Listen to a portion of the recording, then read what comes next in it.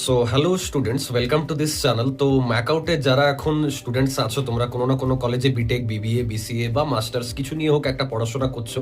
এবার এই মোমেন্টে সব থেকে বড় কনসার্ন হচ্ছে যে দাদা আমাদের সেমিস্টার এক্সামিনেশনটা কখন হবে। ফার্স্ট ফেজের যাদের এক্সামিনেশন হবার কথা ছিল, মানে ওই মানে থার্ড ইয়ার বা ফোর্থ ইয়ার বা BBA, BCA second year, third year, তাদের তো এক্সামিনেশন হয়ে গেল, কিন্তু যাদের সেকেন্ড ফেজের এক্সাম হবার কথা, যেটা কিনা জানুয়ারি বা ফেব্রুয়ারিতে হওয়ার কথা ছিল, সেই রিলেটেড তো কোনো আপডেটই নেই এখন অব্দি। এবার কিছু সংখ্যক স্টুডেন্ট আছে যারা ভাবছে যে ঠিক আছে দাদা, তাহলে তো ভালোই হলো, এখন অব্দি যেহেতু কোনো আপডেট আসছে না বা গেটও আছে ফেব্রুয়ারির শুরুর দিকে, তার মানে নিশ্চয়ই যে এক্সামটা আছে সেমিস্টার এক্সাম সেকেন্ড ফেজের, মানে ফার্স্ট আর থার্ড কিংবা বিবিবিসিএ ফার্স্ট ইয়ারদের যাদের এক্সামিনেশন, সেটা তাহলে মনে হয় মার্চে হবে। বা আমাদের কলেজেও দাদা বলছে অনেক ফ্যাকাল্টিজ, এবং এটা তো ভালোই ব্যাপার, মার্চে হলে ততই ভালো যত লেটে হয়।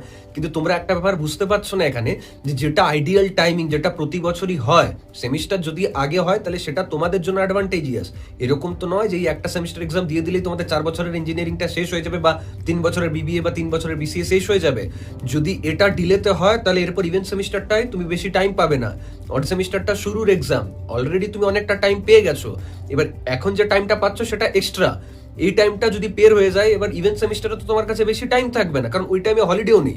অড সেমের সব থেকে বড় অ্যাডভান্টেজ কি, দুর্গাপুজো, কালী পুজো, অনেকগুলো ফেস্টিভ্যালস থাকে, তো কোনো না কোনো ভাবে ছুটিগুলো পাওয়া যায়। কিন্তু ইভেন্টে তুমি ওটা পাবে না, চারদিক দিয়ে প্রেশার আসবে। তো সেই জন্য আমার মনে হয় যে সেমিস্টার এক্সাম যে কোনো ভাবেই হোক ফেব্রুয়ারিতে হওয়া উচিত।